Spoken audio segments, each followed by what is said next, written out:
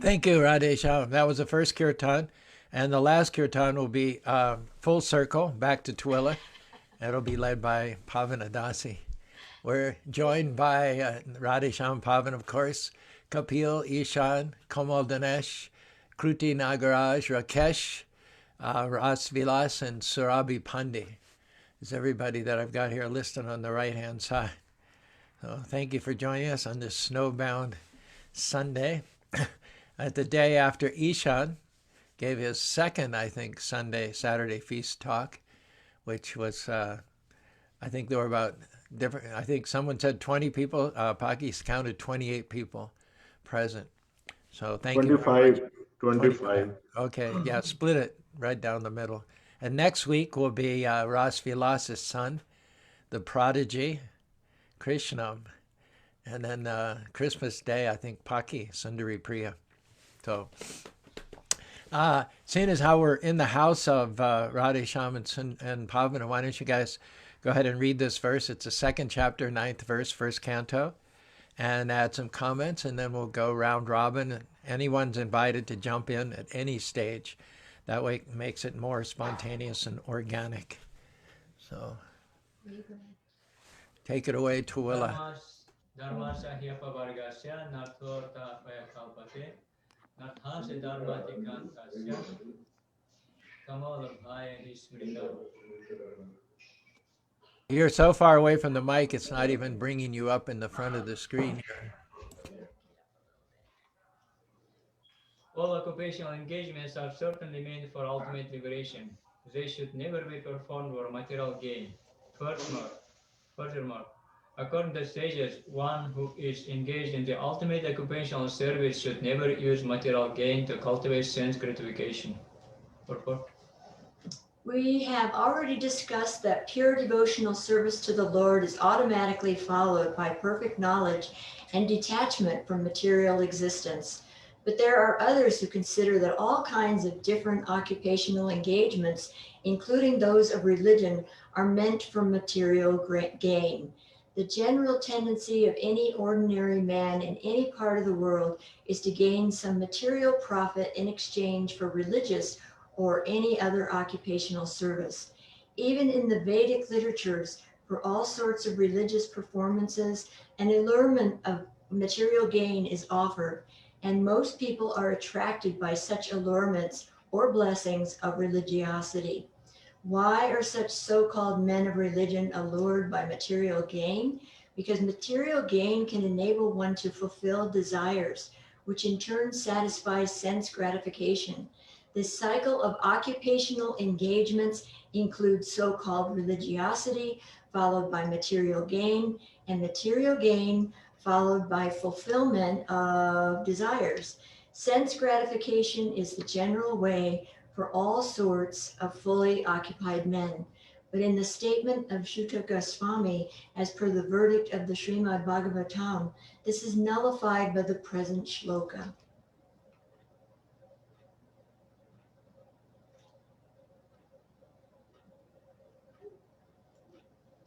Shadow Prabhu needs to turn on. Sorry, I forgot I was mute. Do you want to add any comments to what you read from Prabhupada's report there? I do. Jump I in. grew up in sort of generic Christianity, and this, if you donate to our church, you will be blessed with abundance. That's usually how it was presented. Loosen up your wallets and God will give you a Mercedes. I think that was the message. Well, abundance comes in many forms. How about Right? the abundance of God consciousness, the abundance That would of even be better. Right? taking shelter in the Lord and having Him protect you? That's also a kind of abundance too, isn't it? Abundance. Right. And there's also the consideration that samoham sarvabhutisho nane dveshasti ye bhajanti tu mam bhakta maite te shu chapyaham. Krishna says, I'm equal to everybody. I don't play any favorites, but yet someone who steps up and is a true son or daughter, represents me, and acts my mission in the world. Krishna says that he does have special affinity for those kinds of people. And when one puts God first place, then sometimes God uses that person to show everybody else how good he is, how great he is. But not always, because he's sovereign and he can do what he wants. But devotees have growing seasons and then they have lean seasons. But during the growing seasons, we can expect that if you use what you have in the service of the Lord, then the Lord's going to give you more than enough to accomplish that. So abundance, it depends on how you define abundance, I suppose, right? Just like Lakshmi, Lakshmi is portrayed with coins coming out of her hand. And she's a goddess of wealth. But wealth is also contentment. Wealth is also having a good family, peace, good health. That's also wealth. What do ye all say out there? Raj Vilas, we haven't heard from you for a while. I heard you've been busy with exams, so it'd be wonderful to have you continue this discussion after unmuting. Yeah. I was realizing material world for last 2 weeks. I failed 3 students yesterday. It was so unfortunate. Oh my gosh. This is the material world, right? I mean, the more we see people around, the more we realize the importance of this type of association right here at this platform. And that's what, after yesterday's program at the temple, I had to oblige somebody. I visited his home because he's, temple donor. I was asking for quite some time and I don't go. But yesterday I went, he assured, no liquor, nothing, just a couple of people. One person was leaving for India. Said, okay.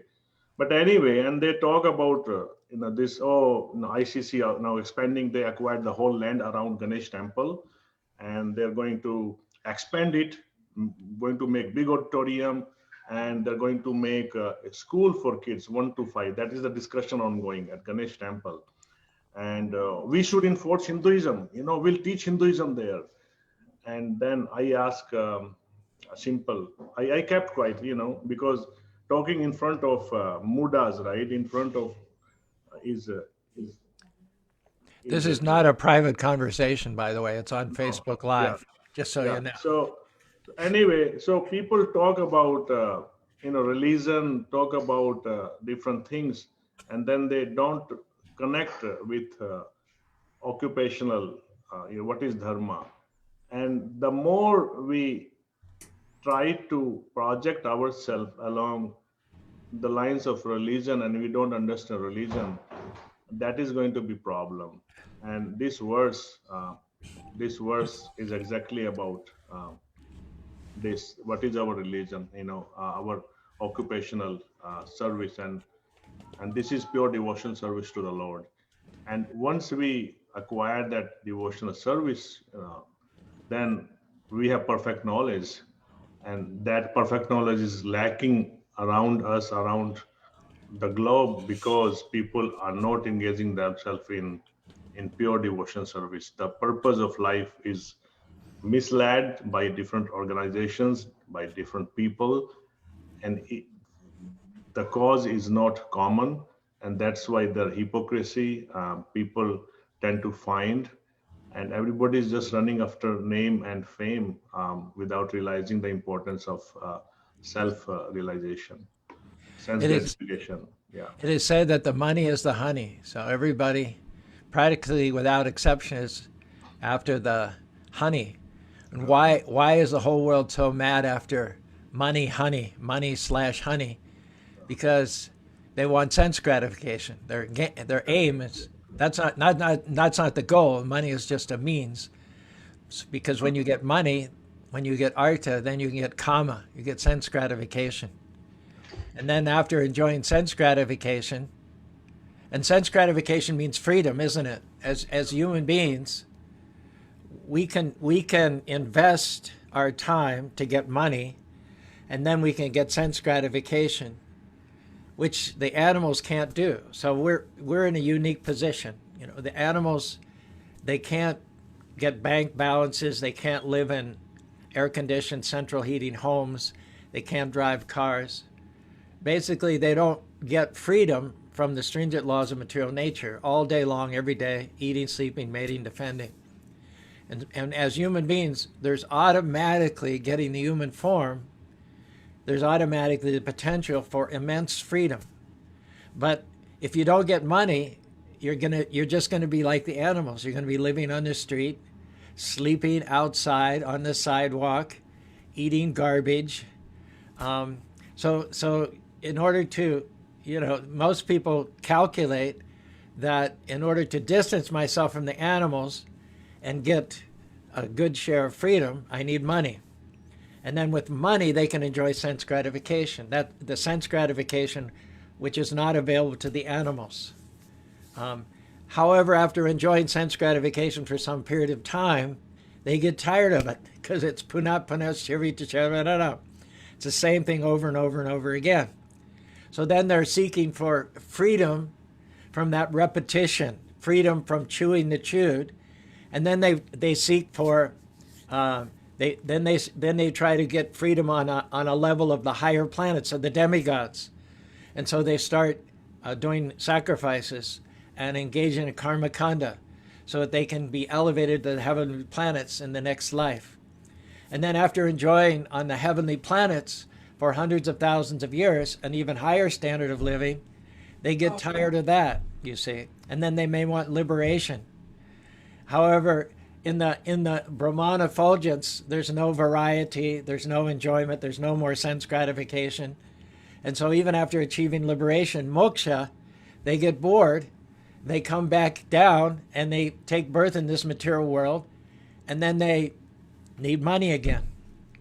So in one way, it's natural as a human being to want to get more freedom, because that's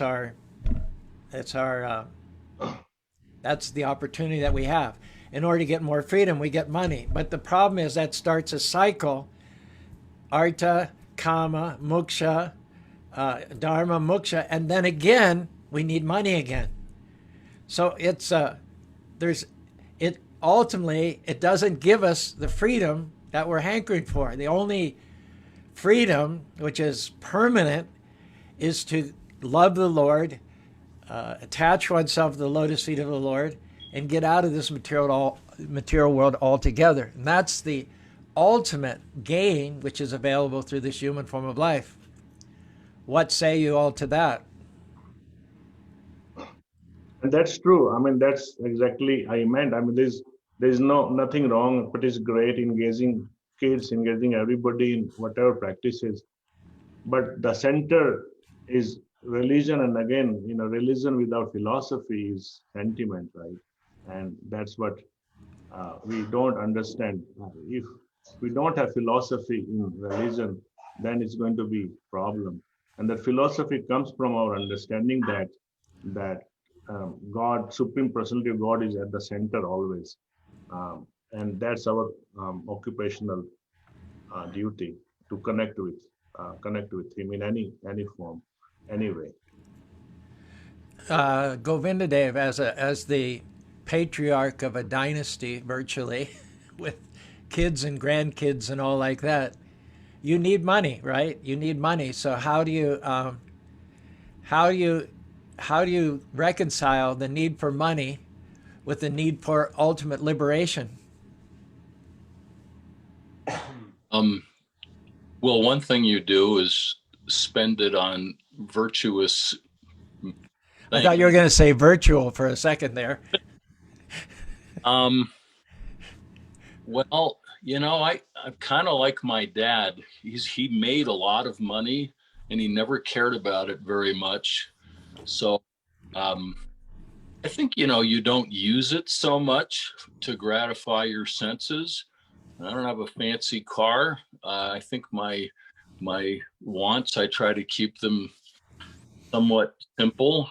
The really hard thing is negotiating, managing a large tribe of children and grandchildren who they don't associate with you people, so they don't really know any better. And so the predominant view is that the purpose of life, of all of this hard work that we're doing, is so that we can enjoy good food, travel to nice places. No, that's kind of the answer you were looking for. There, we had a kind of a humorous illustration, I think, of this point. Yesterday, we invited my daughter-in-law's family, who live in town here, over for dinner. It was really a whole sequence of COVID violations, but we did it anyway. We'll probably all get sick and die. I have to keep reminding the members that we're not private, we're public here. Oh, yeah. Well, they're really, really great people. My daughter-in-law's sister and her husband have 2 little kids, and they have a season's pass to Disney World in Florida. Now, that's kind of like the ultimate in material entertainment. And their 2-year-old has been there 3 or 4 times already. I mean, that's really what they do. But the problem is there's so much people there that you really have to plan things out very carefully. So she's an expert at how to, there's a thing called a fast pass, and then there's a way you can get a guide that will get you in front of all the lines. But she was describing the whole thing last night, and it takes a lot of planning, and it sounded very, very stressful. I mean, you could experience the anxiety of it just as she was explaining to all of us how she pulls this all off. And I just commented at the end, so in order to achieve great deal of entertainment, you go through a great deal of anxiety. And everybody agreed, yeah, that's what you have to do. So that really is just a kind of another version of the type of rat race that Prabhupada talked so eloquently about. People getting up early in the morning, they're rushing off in their cars so they can get more money so that they can feed all their material senses, and ultimately without any real satisfaction. It's just like you just said, Caru, it's like chewing the chewed, and ultimately kind of a dead end in terms of ultimate fulfillment. And yet it's very difficult to give someone the insight to kind of get off the train and try something else.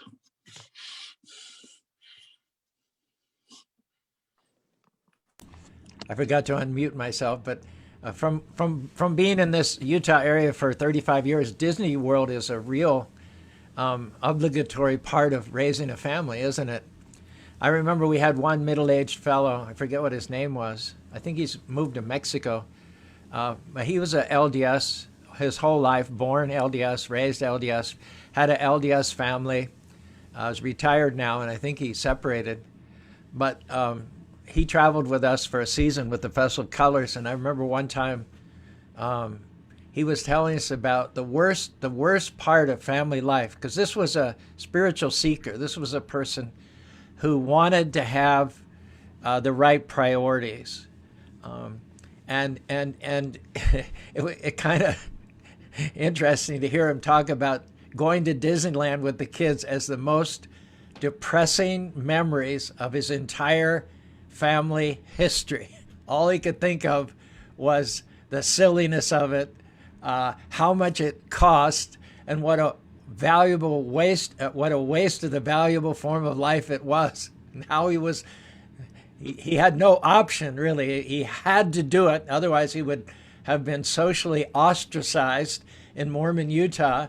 But he just, and I'm not saying this is or should be true for everyone, but in his particular case, he hated every minute of it.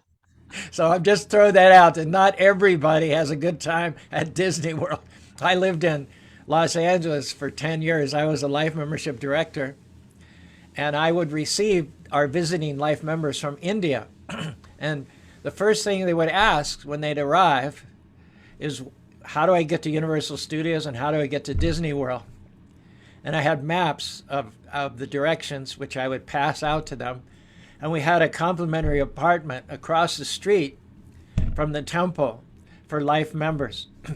Now, they would spend 3 days in the apartment there in Culver City without hardly once walking across the street to get darshan of the deities, but you know they spent most of that time in Universal Studios and Disney World. Standing in lines. Spending the honey. You make the honey to give it to Disney World. Yeah. So we have a nice example of Narada Muni. Of course, if you're a family person and you're in two worlds, you're in the material world, kama, dharma, artha, moksha, but you have some inkling of a desire. Some desire has arisen within your heart, most likely due to having met someone like Srila Prabhupada as representatives. So you can begin, like you said, to start using your wealth not for one's sense gratification and not for one's family.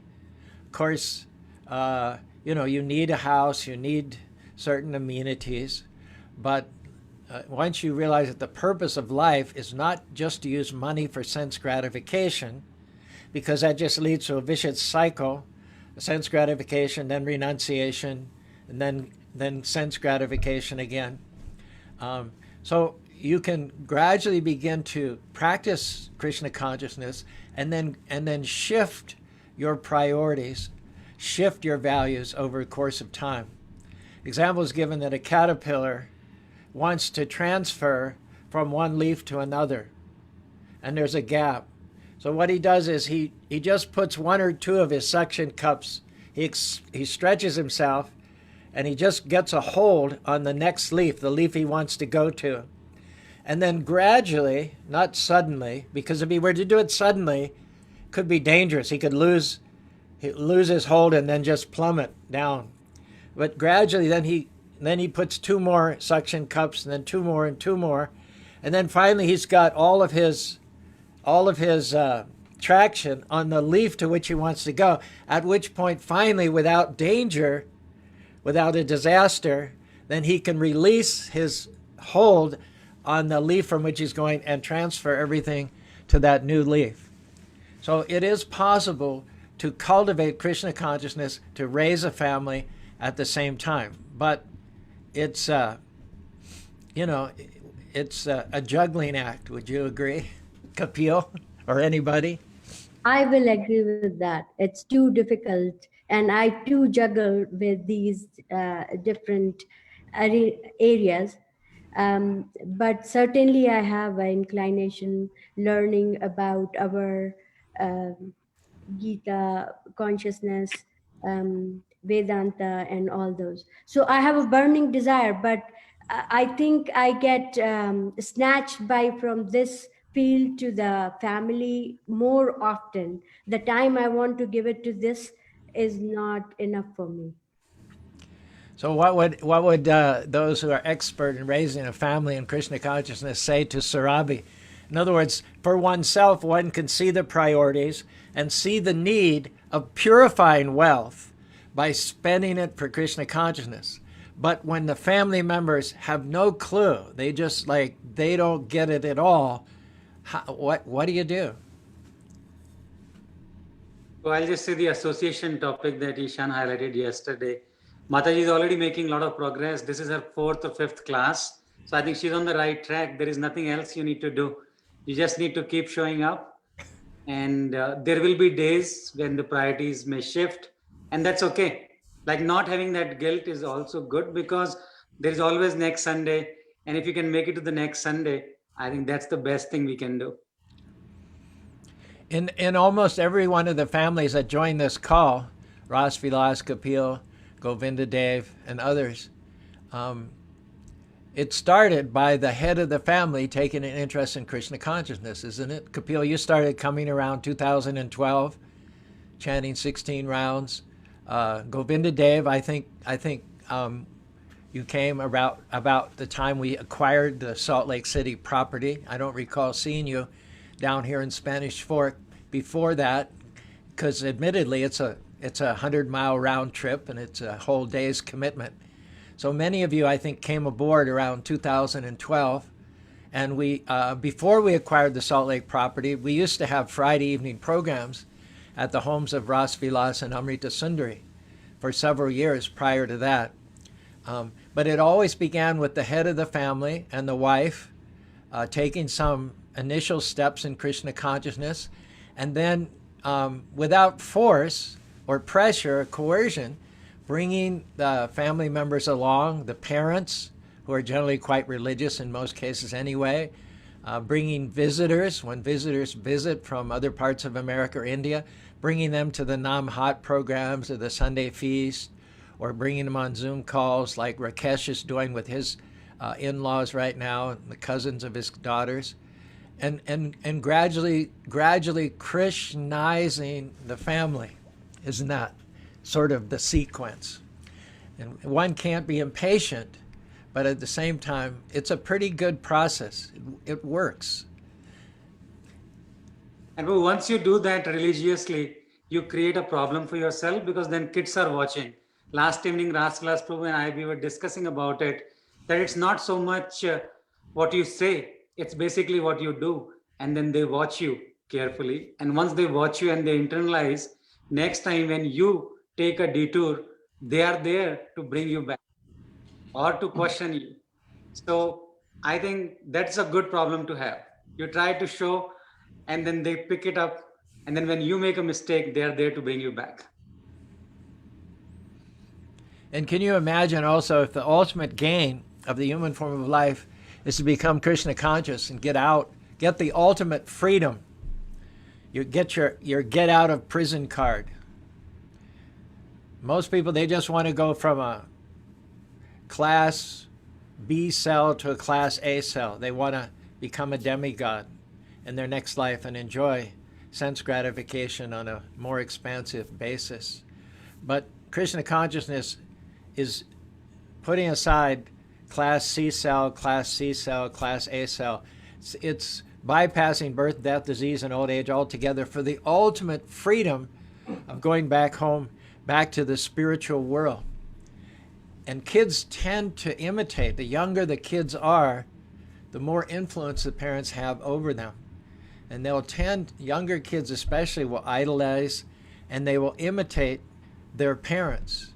And so if you get your kids coming to the temple and they see you chanting japa, kids love music, they love learning things. If you can teach them harmonium or you can teach them madranga, teach them to chant some slokas from the scriptures. And then once you reach a certain critical mass, the kids are the ones that are taking you to the temple. The kids are the ones that are not letting you miss the Saturday evening program. And then you're like, yes, I made it as a parent. And bro, the what? Sorry, bro. No, I was just going to put a disclaimer. This is all theoretical for me because I never had any kids. So you guys are the experts. Bro, entire your family, we all are your kids. So we owe you. Bro, and this verse that we are discussing is a great example of what we are trying to highlight, because it talks about what is dharma, but also what is not dharma. As Prabhupada and Amrita Sundari Mataji is there, so I request her to provide us more detail on this concept of pavargas and aparvaga, which is a very important word in this verse. Like what is dharma and what is not dharma. It says dharma se aparvagasya, which means, as Prabhupada mentions in his commentary and his lectures, that there is so much emphasis on pavarga. So for everyone's understanding, pavarga is a set of Hindi alphabets, and it talks about the useless labor, it talks about bondage, it talks about bhay, which is fear, and ultimately mrityu. So it's a set of those five letters. And then what Prabhupada is trying to highlight here in the commentary is focusing on apavarga, which means When you ask individuals, what is your dharma? There are a lot of examples or answers one can get. People say that work is worship. That is a very common misunderstanding, I would say. I was trying to find a good word for it.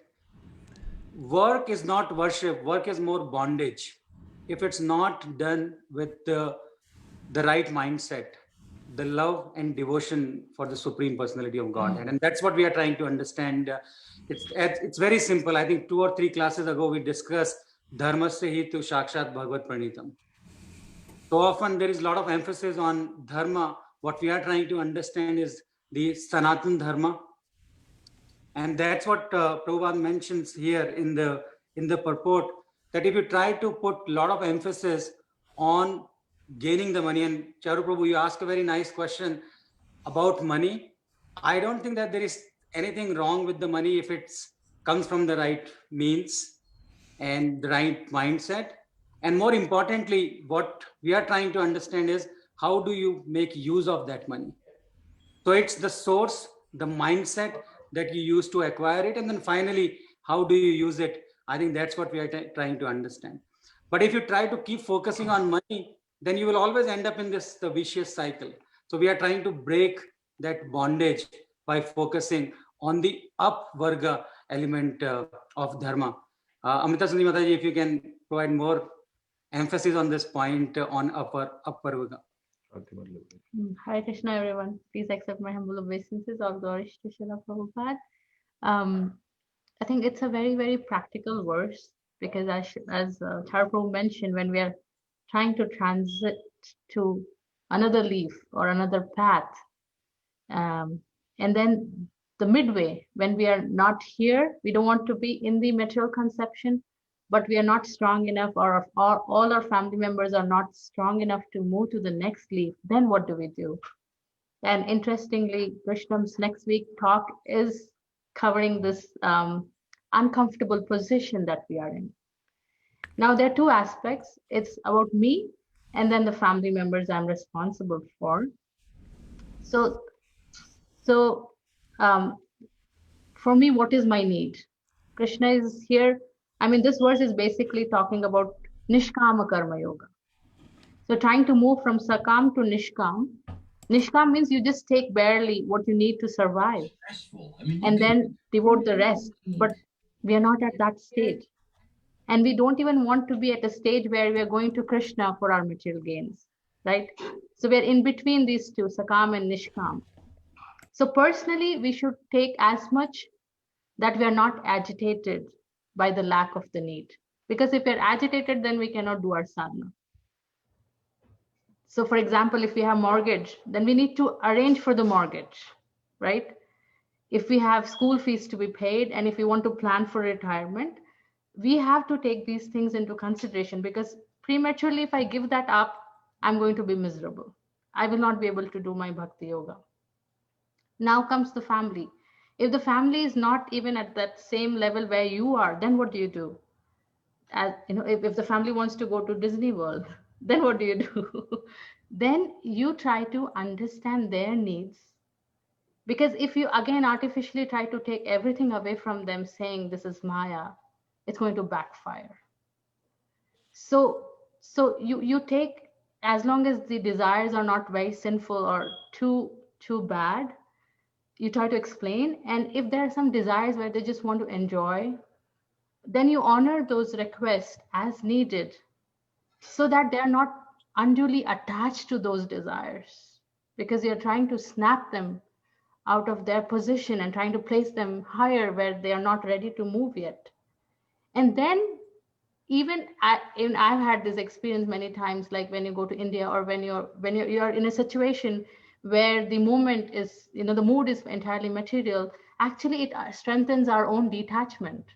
It helps us a lot, by going through that movement, that motion of being in a situation which is purely material. Actually, it gives strength to our detachment. And then as things, change between family members, and there are occasions you can bring that up and compare. So this was the experience we had in this. Sometimes even if you take movies, There are movies in mode of goodness, there are movies in mode of passion, and they're transcendental subject matters. But you can always move your family members from movies in mode of ignorance to passion and to goodness. You can let them analyze what they enjoyed about a certain thing, and what they didn't like, and gradually push them up. So we have to meet our needs so that our sadhana is not disturbed, and we do not snatch other people's positions unnecessarily. You try to push them gradually up. That's my take So, on it. Ravi, do you want to ask any questions of Sundari Priya or any of these other mothers in our forum? I think Anu knows very well, because I have asked her this question multiple times. How do you do it? How do you do it? But to that point, I will also say, I tried my friends to bring to the temple. I took Anu to my office to deliver the talk. So that part, I am very good at it. So I'm doing as much as I could. But when it comes to what she is saying makes sense to me, that I cannot impose things to my kids to be in that place where I want to be. Like I like to hike, and that's my time. It gives me energy and all that. But I want my kids to come in, and they are whining, and they are not in the mood, and I don't like it. But what she's saying is right, that I cannot tell them to come with me to the hike because I enjoy it. Same way, I cannot tell them to come to the Krishna temple and Krishna consciousness because I enjoy it. That's my thing and all that. It I'm doesn't mean reminded. you stop. Sorry. Go Go ahead. ahead. No, you go ahead. Yes, Your I was saying experience. it's not that you don't try, but you try in different ways. And then enjoyment also. What we have found as parents in our family is when we show that we are truly enjoying to our kids, actually they appreciate it. That's what we have found. But if we are pretending to enjoy, then there are problems. So if we keep doing things by heart, and if we show them, hey, we are truly enjoying, they understand and they make U-turn, they come back actually. I mean, Yeah, I'm oftentimes we have waiting. seen that. Yeah, I'm waiting for that moment because they Yeah. let me do it, whatever I want to do it, Yeah. but they say, don't disturb me. I will not disturb you. Yeah. But they will come back. They will follow when they see that, oh, my parents are enjoying, see how humble they are towards us, how well they are handling us. I got mad and look at my mother, she was so polite with me. They realize that, and then they appreciate. That's what we have seen for ourselves actually by practice. Yeah. I there are- remember. Go ahead, Kapil. Sorry, Prabhu, this is your time. Well, I remember when Prabhupada, before he left his family to preach Krishna consciousness, he really wanted to get the girls married and get the boys educated and put them on their own feet. And he delayed his departure for so long until the hopes. But finally, it came to the point where he reminisces. He said, I think it was two of his daughters. He wanted to get them married. He went around, he found good boys for them and everything, but they didn't want to get married. They wanted to wait.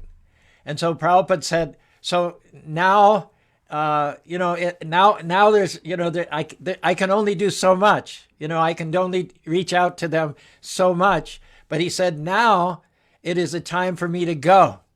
And so they're on their own. Never mind. He said, what if I were to die? He was already in his 60s. He said, what if I were to die? Then they would have to make their own arrangements to get themselves married because they weren't willing to do it when I was willing to give them the facility.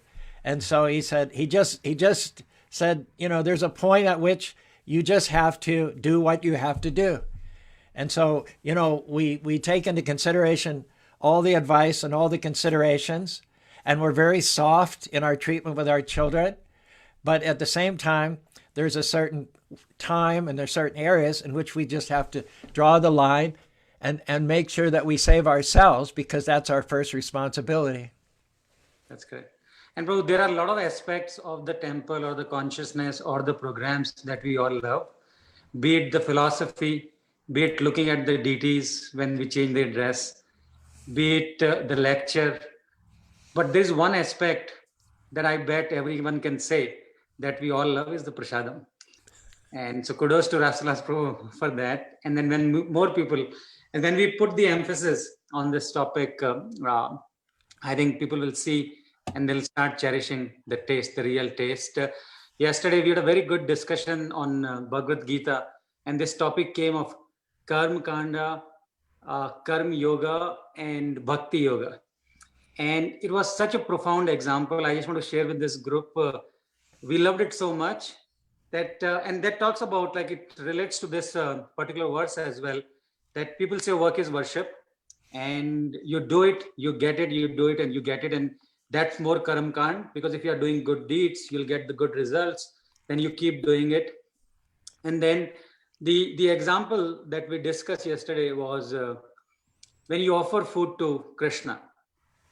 That is the next set of the narrative, which is moving from Karm Kanda to Karm Yoga, that you follow all the regulations and the mindset, you try to do it in the right mindset, but you are in a hurry to go to the office. So you do it, you offer it, and then before Krishna even moves his hand towards the plate, you just ring the bell and then bring it back.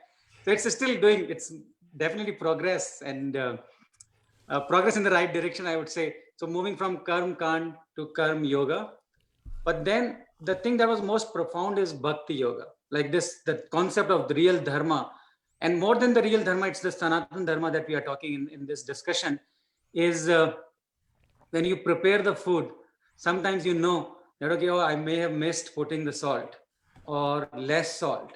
So when you offer, you also get, you put some additional spices next to the plate, that if Krishna feels that he needs more salt, he can add more salt if it wants. And that is taking it to the ultimate level. And we all aspire for that. We are, at least I can talk about myself, far, far away. I'm more in that mode of the Karm Kand stage. Some days maybe in the Karm Yoga, but I'm always there to ring the bell the first, before Krishna even thinks about eating it. Kamo, you always have, Kamo, I don't know much about your background, but I know that your comments are always very succinct and to the point. Do you want to comment on this area? Money is the honey. Everybody is propelled and impelled to spend their valuable human form of time to make money, because money represents more freedom. But the freedom of sense gratification is really misleading. There's not really freedom in sense gratification. There's freedom in Krishna consciousness. Let me just read this one paragraph by Prabhupada and then get your reaction to it, Kamal, okay? Prabhupada says here, the need of the spirit soul is that he wants to get out of the limited sphere of material bondage and fulfill his desire for complete freedom. He wants to get out of the covered walls of the greater universe. He wants to see the free light and the spirit. That complete freedom is achieved when he meets the complete spirit, the personality of Godhead. There is a dormant affection for God within everyone. Spiritual existence is manifest through the gross body and mind in the form of perverted affection for gross and subtle matter. Therefore, we have to engage ourselves in occupational engagements that will evoke our divine consciousness. He's saying basically here that our attraction for matter, our attraction for earning money so that we can enjoy sense gratification, which is the interaction of our senses with matter, is indirectly an attraction for Krishna, because he creates everything material and spiritual. So if we're attracted to his creation, that's an indirect attraction for Krishna. What say you to that? Hare Krishna, Prabhuji. This is a very deep statement I said, where you're saying the attraction to material things is also an attraction to Krishna, but we are not realizing that it's an attraction to Krishna, because a lot of times you don't realize that this is actually from Krishna himself, whatever we have. And this stanza that we had read today, initially I was just thinking that as a child, when we grow up, we've been told that, study well so that you'll get a good job, and then you'll get a good salary, and then you'll be happy. So the definition of happy was always in terms of reaching somewhere materially. So this is a complete shift in how we need to think that that is not real happiness. So it takes a lot of time to train your mind to think that I'm not doing this activity for a material gain, but instead surrender the result to the Lord himself. And it kind of gets a little confusing because when we say that we are attached to the material things, which is also an attachment to Krishna, but at times you're losing that second connection. We're not able to think through, because though the soul by itself wants to attach to Lord, the soul by itself is pure, but with lust, there was something that we were reading yesterday where it said that lust or attachment creates anger, and anger creates delusion, and delusion creates loss of intelligence. And that's where that cycle keeps continuing. So it's kind of important to know where it's an attachment leading to the Lord and where it's an attachment to some material leading to the cycle. So it's important to differentiate between those two. And I think it's very nice that the families have started, because they are teaching their children from this age itself what is real happiness and what is material happiness. Because when you start at a later age, it's very difficult to keep telling your mind, no, I'm doing this for my sense gratification and not for the Lord. So it's a continuous battle after some time, and it takes even longer. So I really appreciate the families doing this for their children at such a young age. I think the children are very lucky as well to be born in such families. That's it, Prabhuji. Hare Krishna. Hare Krishna. Govinda, you unmuted yourself. Is that because you want to say something here? Well, I wasn't thinking of anything in particular, but I loved Komal Mataji's comment. My observation that the young people that I know who have been raised in Krishna consciousness, and adults that I know who were devotees from being very young, are without question in a different category in terms of their peacefulness, their generosity. I think it's so clear if you just test the data just to see what happens when people have the blessing of being raised in a Krishna conscious home, what extraordinary results there are. Some of those are children of people on this call, and some of them are people like Radhika Raman Prabhu, who's one of the few devotees that I know who was actually raised in and his parents are devotees, and that influence is amazing. Contrast that with what I was describing earlier, which is where the parents are putting themselves in great anxiety to feed a material desire for worldly entertainment that the kids don't even really have. It's just the parents wanting to be super mom and super dad. Yeah, we go to Disney World all the time. And for what? You know, so what an amazing contrast. So I think it's it's commendable that if as a parent you don't feed that, because what Govinda Dev is saying is that there is a definite culture where those desires of the children to enjoy Disney World and accoutrements and material sense gratification they're taking their cue from their parents. The parents have planted those seeds by their own behavior, and then the parents themselves fan the flames of their children. And so you go to Surabhi's situation where she's interested as an individual in Krishna consciousness. Her children have other interests, but it's to her credit that she's not inflaming those material desires on the part of her children. That's actually a great thing, that you're not contributing as a parent, you're not modeling sense gratification. And what Komal said is, she wanted to know how do I know where I am? How do I know, what's my station? And of course, we have the examples of great householders like Ambarish Maharaj, Bhaktivinoda Thakur, who raised large families and at the same time consecrated everything to Krishna directly. And then we have the example, the acharyas of sense gratification, which were Kamsa and Ravana. And Kamsa and Ravana, they wanted to enjoy Krishna's energies, but the heck with Krishna. Ravana wanted to enjoy Sita, he wanted to enjoy Lakshmi, but he didn't care for Ram.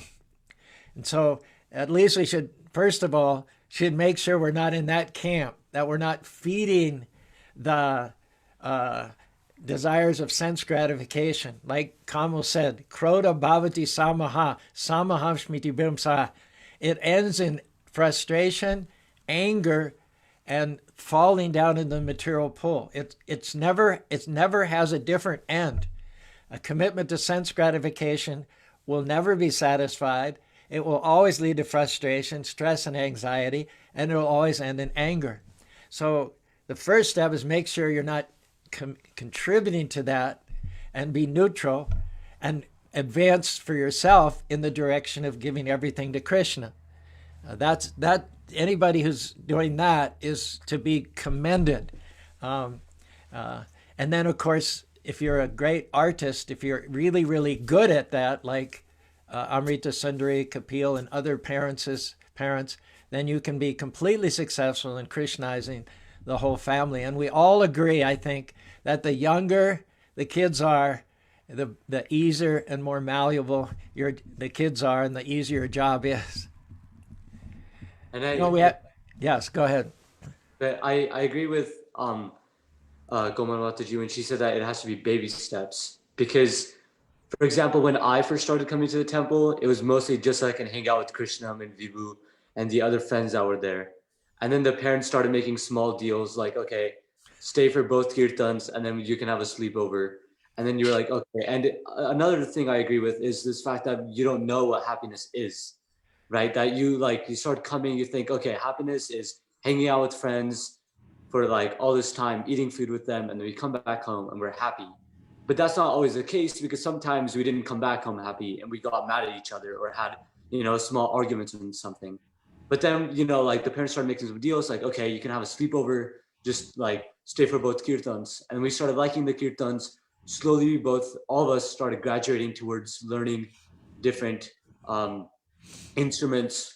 Like Krishna was very good at the kirtal, Divim Bhaiya is very good at the mridang. And so we all started just gradually moving, and we started liking that. And then slowly the deals became, okay, come listen to the whole lecture, and then you'll get whatever you want. And then we came to lectures. The lectures were very interesting.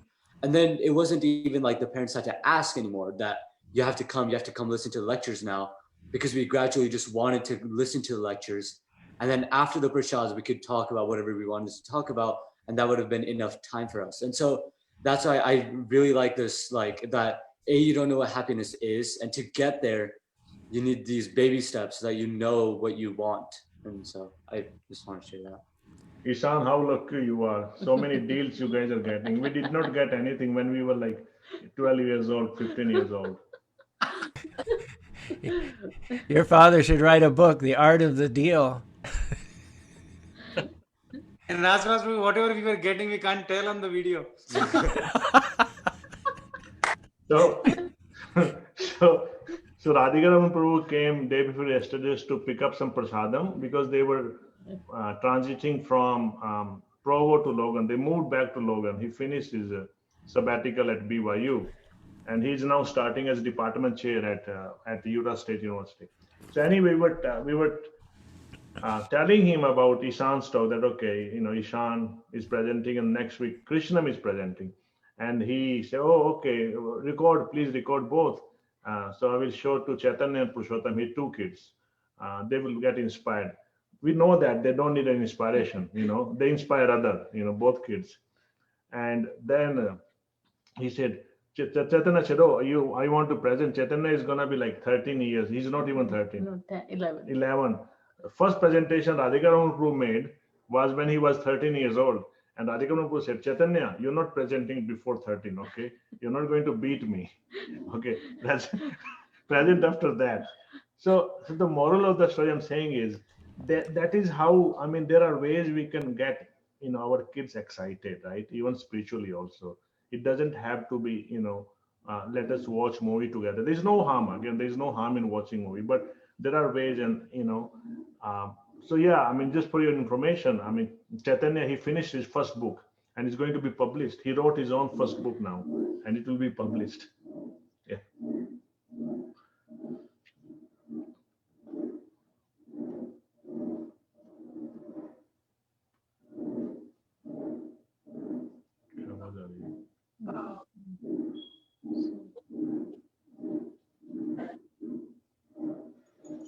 We are muted, Prabhu. You're muted, Prabhuji. Prabhuji, you are muted. We're saying it's not letting me unmute. Okay. So one of us should continue to talk. Maybe Kruti Mataji, we can hear from you. Hare Krishna, please accept my humble obeisances. Those are all great points, and it was actually quite enlightening. How to bring up kids in Krishna consciousness and how to give them deals and things like that. So as far as like the verse goes, I think the previous verse is talking about that dharma which is not acting as or providing as attraction to the lotus feet of the Lord is just a useless labor. But now this verse is talking about then what is dharma, that what is the right kind of dharma. So we can see that there's how Prabhupada uses occupational duties that's aimed at ultimate liberation. So dharma is, there are different kinds of people like jnani, yogis, and there are bhaktas and there are karmis, but liberation is different for each aspect. But Prabhupada uses this ultimate liberation, which applies for devotees, because as bhaktas we are aiming at ultimate liberation, not to come back or have any kind of bondage with the material world and be situated in our right positions. So for us, the dharma is aiming at chanting, hearing, and devotional process to the Lord. And all the devotees who shared the points about how to do it was really enlightening, because we can never start at a absolute stage. We're first karma yogis, and then the aspect of love, when it's added to Krishna, is when we turn to bhakti yoga. Yeah. Thank you. I finally succeeded in unmuting myself. For a while there, it wasn't allowing me to unmute myself. So that's why all the crazy gestures and everything for you guys to carry on your own. That's never happened before. But anyway, Shilpi is on this call. I don't know. We don't have a picture of her, but love to hear from Shilpi. A very, very deeply religious person who has 2 young kids. Who have minds of their own, but yet she succeeds in bringing them to the temple and engaging them. I know she's unmuted herself, so Shilpi, I'm sure you have some gems of wisdom to share with those of us who are parents. Please come on in. Hare Krishna, everybody. I know I have not been so active on these things yet. I mean, I've been out of it, and I feel like kind of guilty right now. I'm just coming back into it. And I know, I mean, I've been bringing the kids since they were very little. And I think I fail sometimes myself. Like I go into it with full religion, full devotion, and then life kind of takes me back. Then I go back again. So that's what my journey has been. And that's how my kids are in the same boat, because I feel like I am not completely there yet. I have to put some more effort into myself first. And I'm bringing my kids along with me. So that's the boat that I'm in. I can say one thing about Shilpi, and this would be a good asset for any parent. Shilpi is extremely generous. She's extremely generous. I don't know what her means are, her income, but she's always been a generous financial supporter of the temple, and she's always been generous with her time in terms of, like you said, sometimes we don't see you for a while, but we see you a lot. I mean, we do. You come a lot. I've seen you many, many, many, many times. There might be little periods where you can't come for a month or so, but your track record is excellent, and you're always there with your kids. So that generous spirit of just being a generous person, I think it's one of the most important qualities that a parent can have. You know, when children appreciate that you're allowing them, you're bringing them to Krishna consciousness because you want the best for them, that's an expression of a generous spirit. When you're giving them a little latitude for their video games or whatever sense gratification they want, that's also the expression of a generous spirit. And so what they're going to do is they're going to appreciate you, and they're going to ultimately, when they get a little older and make their own decisions, they're going to know that while you gave them some latitude for sense gratification, what you really wanted for them was Krishna consciousness. And that stacks the deck highly in favor of them opting out for following your footsteps in a Krishna consciousness lifestyle. So I applaud you, your generous spirit, not only in finances, but in terms of time and energy. And you're always volunteer, you're always willing to do service in the temple as well. Thank you, Prabhuji. That really is a big encouragement to me, and I feel bad that I do not do as much as I like to do. And I tell this every day, I'm going to do more. I'm going to do more. So, and thank you for all the encouragement, and thank you for everybody's support and wisdom here. Well, that's certainly a wonderful attitude. It's better than the attitude of someone who says, well, I bless the temple by going once a year. Krishna should thank me for showing up at Janmashtami once a year.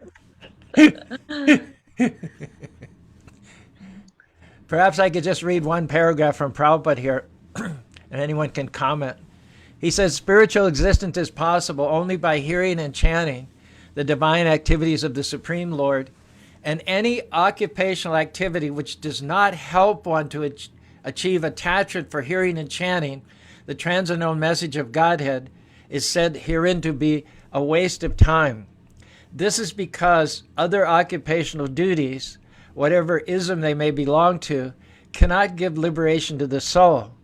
Even the activities of the salvationists are considered to be useless because of their failure to pick up, and I love this phrase, because of their failure to pick up the fountainhead of all liberties. So Prabhupada is not telling one to be a renunciate and go and live in the forest. He's just saying that we all have to engage in occupational duties, but just pick that occupational duty which helps one to achieve attachment for hearing and chanting. So there's nothing wrong with occupational duties, but it should be such an occupational duty that it does not hinder, but it helps one to achieve attachment for hearing and chanting. Comments?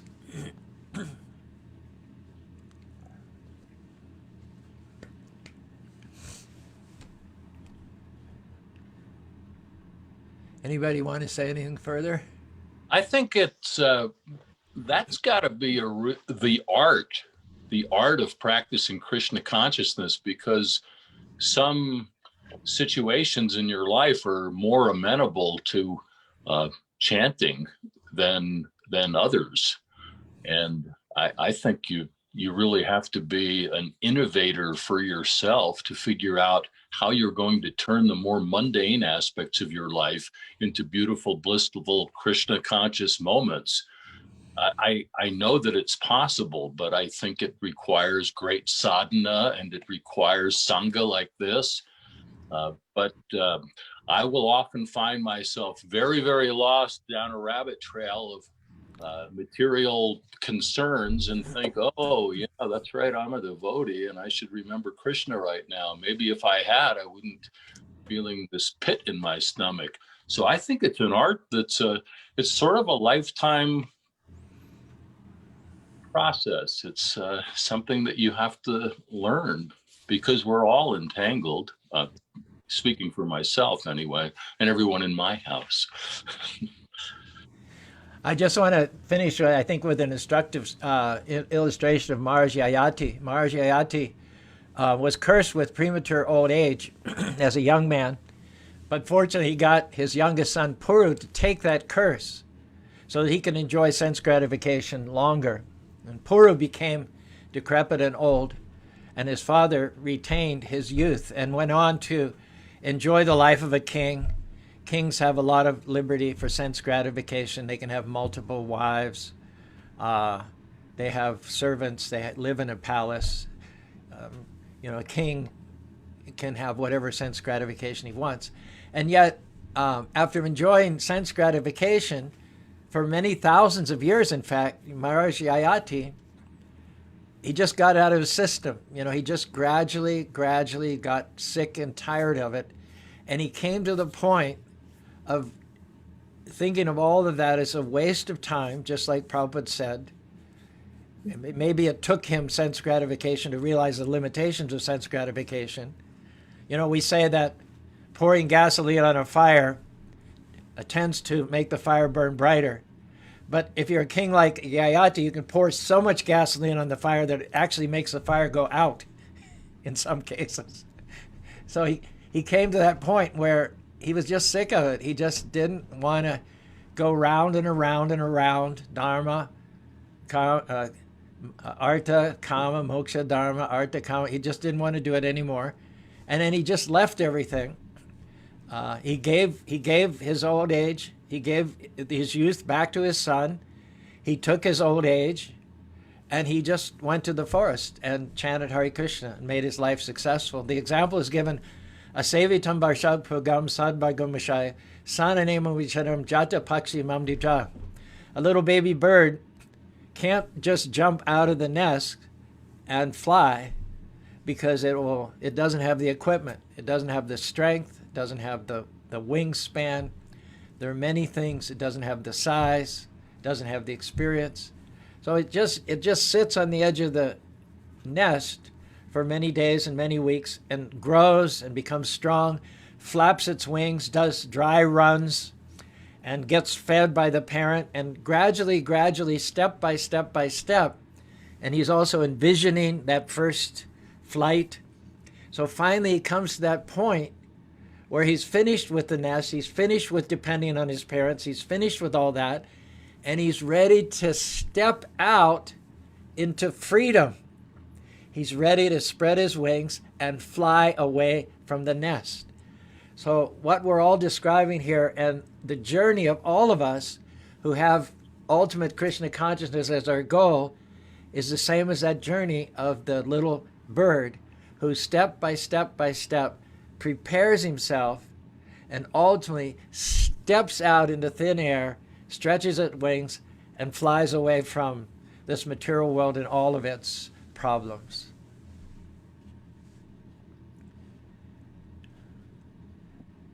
So any last comments that anybody would like to finish with?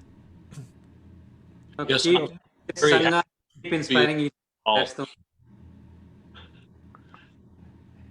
One at a time. one at a time.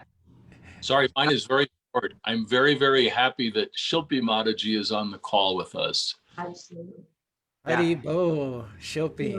Hari bol. No, I will try to join. I will keep Sunday at 11 o'clock on my clock, now, as an alarm to, join the Sangha. So We all have great respect and admiration for you, Shilpi. We're honored that you joined us today. I'm honored to hear that. Thank you so much. Thank you for all you guys' association and Next week, let's see your beautiful face, shall we? Right. Okay, sure. Like today, I was just feeling tired, so that's why I did not turn my video on. I just join in the middle of it, and yeah. Krishna So, doesn't for care sure. whether you have makeup on or not. Right. No, I'm not married. Doesn't matter. All right, for sure. Okay, Kapil, you wanted to wind up with a final statement? So I was just saying the same thing, that keep joining these sessions and keep helping all of us grow each other. Thank Thank you you, all everybody. very much. Hare Krishna. Let's go to Pavanadasi for the concluding kirtan. Haribo. And I also want to just say a word. I think we're all aware that John Malik has been a godsend. Would you agree with me? Absolutely. To have been there to teach the young kids skills like singing, playing the harmonium, big kids and little kids. Big kids and little Yeah. kids. One key is to engage the kids. Kids are not going to be that interested unless we can identify their talents and abilities and connect them and plug them in. And John Malik has been a wonderful, as far as I know, a wonderful outlet for plugging kids into the arts and the culture of Krishna consciousness. So As- totally, Very enthusiastic instructor, by the way. Here we go. Hare